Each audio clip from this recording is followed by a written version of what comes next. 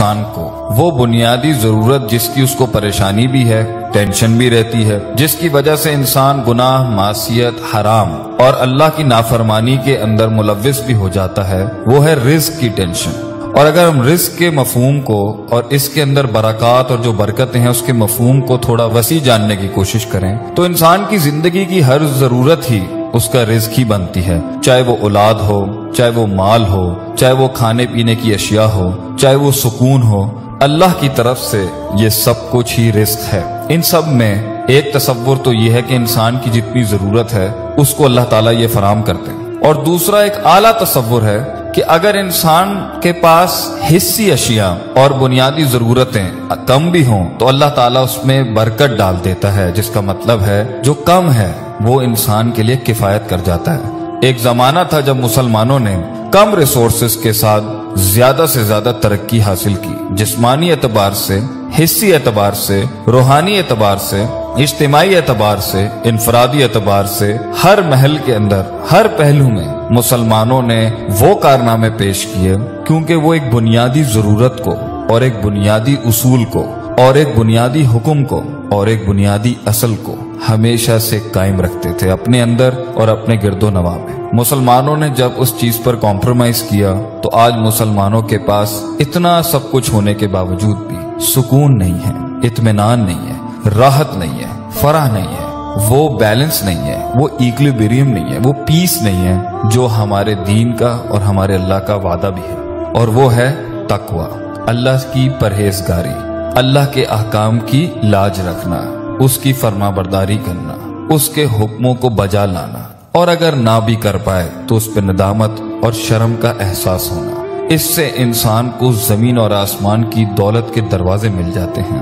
کم زیادہ پڑ جاتا ہے اور زیادہ جو ہوتا ہے وہ پھر انسان دوسروں کی مدد کے اندر لگاتا ہے۔ اللہ تعالیٰ قرآن میں فرماتا ہے وَلَوْ أَنَّ أَهْلَ الْقُرَىٰ آمَنُوا وَاتَّقَوْا، اور اگر بستی والے ایمان لاتے اور تقوی کی زندگی اختیار کرتے لَفَتَحْنَا عَلَيْهِمْ بَرَكَاتٍ مِّنَ السَّمَاءِ وَالْأَرْضِ، تو ہم ضرور بالضرور کھول دیتے اس کے اوپر زمین اور آسمان کی برکتوں کو۔ اس آیت میں ذکر اسی نعمت کا ہے، اسی رحمت کا ہے، اسی رزق کا ہے، اسی برکت کا ہے۔ انسان کو جو کم ہے وہ اس کے لیے پورا پڑ جاتا ہے، اور اسی طرح مسلمانوں نے پوری دنیا کے اندر اپنے علم کا، اپنے ہنر کا، اپنی محنت کا، اپنے نام کا، اپنے اخلاقیات کا اور اپنی طاقت کا لوہا منوایا جب ان کے پاس تقوی تھا، ایمان تھا، اللہ پر یقین تھا، اس کی ماننے کی اور اس کی پیروی کرنے کی اور اس کے نبی کے فرمان کی پیروی کرنے کی پوری نیت بھی تھی اور یقین بھی تھا۔ اللہ فرماتے ہیں سورہ ہود میں وَيَا قَوْمِ اسْتَغْفِرُوا رَبَّكُمْ، اے میری قوم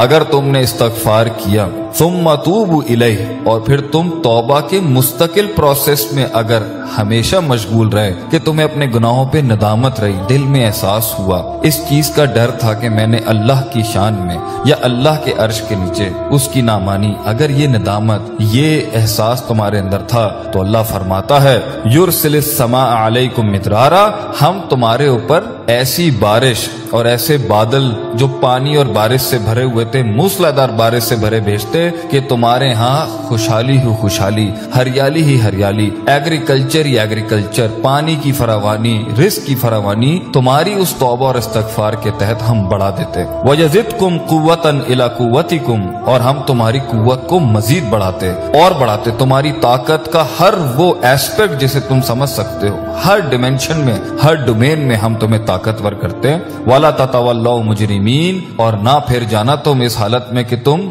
مجرم ہو، جرم کرنے والی حالت میں مت جانا، اللہ کا انکار کرتے ہوئے یا اس کے فرامین کا انکار کرتے ہوئے یا اس سے منہ موڑتے ہوئے۔ اسی طریقے سے اللہ فرماتے ہیں وَمَن يَتَّقِ اللَّهَ، اور جو اللہ سے ڈر گیا، اس کا احساس اس کے دل میں پیدا ہوا کہ میں اپنے رب کی مخلوق ہوں، میں نے اس کے پاس جانا ہے، ایک دن اس کو حساب دینا ہے، اس زندگی کا، ان لمحات کا، ان لحظات کا ایک دن میں نے اکاؤنٹیبلٹی دینی ہے، تو کیا ہوگا؟ یجعل لہ مخرجا، ہم اس کو مخرج دیں گے۔ مخرج اگر آپ نے سنا ہوگا، مخرج ایگزٹ کو کہتے ہیں، اور یہاں پہ مراد ہے ہر پین، ہر ٹرائل، ہر ٹریبولیشن، ہر مایوسی، ہر غم، ہم، کرب، زندگی کی ہر تکلیف سے جو مخرج ہوگا، جہاں چاروں دروازے بند ہو جاتے ہیں، پانچواں رستہ جو ہوگا، ہر تنگی کے اندر سے جو شرح صدر ہوگا وہ اللہ کرے گا۔ اور آیت میں اللہ آگے فرماتے ہیں وَيَرْزُقُهُ مِنْ حَيْثُ لَا يَحْتَسِبُ، اور رزق ہم تمہیں وہاں سے دیں گے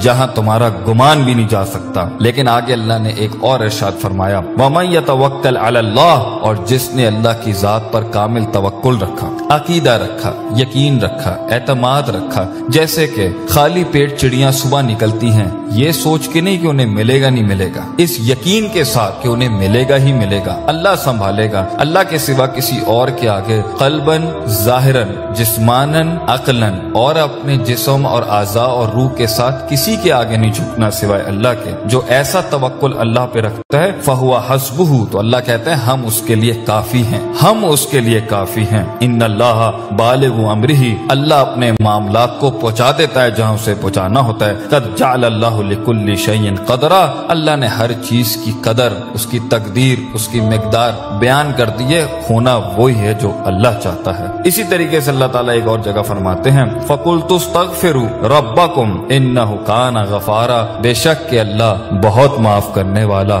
بہت رحیم ہے۔ تو کیا ملے گا اس ندامت میں، کیا ملے گا اس تقوی سے، کیا ملے گا اس تعلق باللہ سے، کیا ملے گا اس تذلل سے، کیا ملے گا اس عاجزی سے، کیا ملے گا اس احساس سے کہ ہم نے اپنے مالک کا حق ادا نہیں کیا، ہم نے زندگی کا حق ادا نہیں کیا، ہم نے اپنے رب کو وہ نہیں دیا جو ابلیس نے چیلنج کیا تھا۔ کیا ملے گا یرسل السماء علیکم مدرارا، اللہ تمہارے اوپر بارشیں بھیجے گا، بادل بھیجے گا پانی سے بھرے ہوئے، جس سے مردہ زمینوں میں فصلیں اگیں گی، پھر انڈسٹریاں بنیں گی، پھر خوشحالی آئے گی، مال و دولت آئے گا، سکون بھی آئے گا، اطمینان بھی آئے گا، اور راحت اور سیکیورٹی اور امن بھی ملے گا۔ آگے اللہ فرماتے ہیں وَيُمْدِدْكُمْ بِأَمْوَالٍ وَبَنِينَ، اور ہم تمہاری اس توبہ استغفار سے جو ہم نے شروع میں بتایا تھا تمہیں فَقُلْتُ اسْتَغْفِرُوا، اگر تم استغفار کرو گے کیا ہوگا وَيُمْدِدْكُمْ بِأَمْوَالٍ وَبَنِينَ، ہم تمہیں بیٹے دیں گے، مال دیں گے، وَيَجْعَلْ لَكُمْ جَنَّاتٍ وَيَجْعَلْ لَكُمْ أَنْهَارًا، تمہیں باغ دیں گے،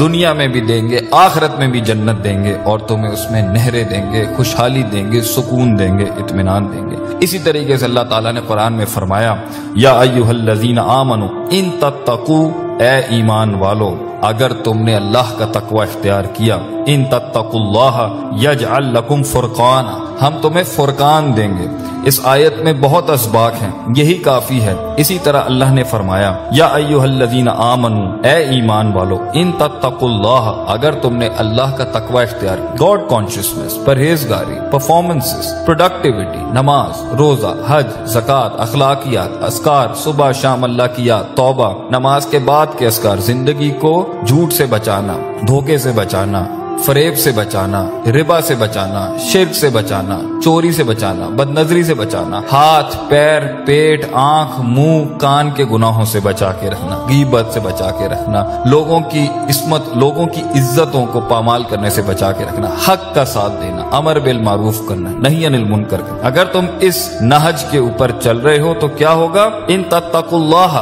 اگر تم اس تقوی کو اختیار کرو گے یجعل لکم فرقانا، اللہ تمہیں فرقان دے گا۔ اور یا فرقان سے مراد ہے وہ دلیل، وہ مائنڈ سیٹ، وہ ریشنل، وہ مکالمہ کرنے کی اور مباحثہ کرنے کی اور وہ مناقشہ کرنے کی اور وہ آرگیومنٹ کرنے کی پاور دے گا جو حق اور باطل کو تفریق کر سکتی ہے۔ آج کا سب سے بڑا کنفیوژن ہی ہے، لوگ کہتے ہیں ہمیں سمجھ ہی نہیں آ رہی، اتنا گچ مچ ہو چکی ہے اس میں، it is been so much contaminated کہ ہمیں پتہ نہیں ہے کہ ہم حق تک پہنچے کیسے۔ اللہ فرماتا ہے تو اللہ سے ڈر جا، تو وہاں فرماتا ہے اللہ کہ ہم تجھے مخرج دیں گے، یہاں اللہ کہتا ہے ہم فرقان دیں گے۔ تقوی کی بنیاد پر آپ کو کلیئرٹی ملے گی، تقوی کی بنیاد پہ آپ کو ٹرانسپیرنسی ملے گی، تقوی کی بنیاد پر ہی آپ کو اللہ تعالیٰ حق کو پریزنٹ کرنے کی طاقت دے گا، اور تقوی کی بنیاد کے اوپر ہی اللہ تعالیٰ آپ کو وہ فرقان دے گا جس سے باطل کا سر پیٹا جا سکتا ہے دلائل اور براہین کے ساتھ۔ اسی طریقے سے اللہ تعالیٰ فرماتے ہیں ایک اور مقام کے اوپر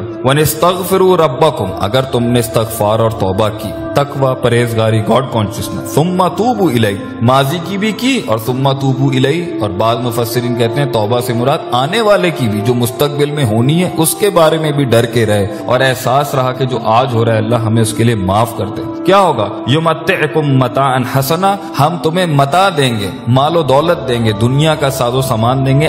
आगे हसना की सिफत लगा दी, क्या? वो हम तुम्हें अच्छा माल देंगे। इला अजलिन मुसम्मा व युक्ति कुल्ला ज़ी फज़लिन फज़लहू, और इसी तरीके से हम हर फजल वाले को उसका फजल अता कर देते हैं। तो इन सारी आयात से हमें यह पता चलता है कि अगर इंसान आज मुसलमान अपने रिस्क में, अपनी जिंदगियों में, अपनी औलाद में, अपने माल में अमन, सुकून, राहत, फरा और वो बैलेंस और इक्विलिब्रियम चाहते हैं, जिसे अल्लाह ताला ने कहा था अल्लज़ी अतअमहुम मिन जू' व आमनहुम मिन खौफ, खौफ से अमन और भूख से तुम्हें खाना चाहिए, क्या करो? फलयअबुदू रब्ब हाज़िल बैत, इबादत करो, तकवा हासिल करो। वलौ अन्ना अहलल क़ुरा आमनू वत्तक़ौ, ईमान तकवा करो, लफ़तहना अलैहिम बरकातिम मिनस समाई वल अर्द, जमीन आसमान अपनी बरकतें खोल देगी। ये सब चीजों को इग्नोर करके, स्पिरिचुअल लाइफ को छोड़कर, रूहानी जिंदगी को माइनस कर अल्लाह को माइनस करके अगर हमें लगता है कि हम अपनी जिंदगी को कंट्रोल कर सकेंगे, उम्मत को एक जगह पर लेके जाना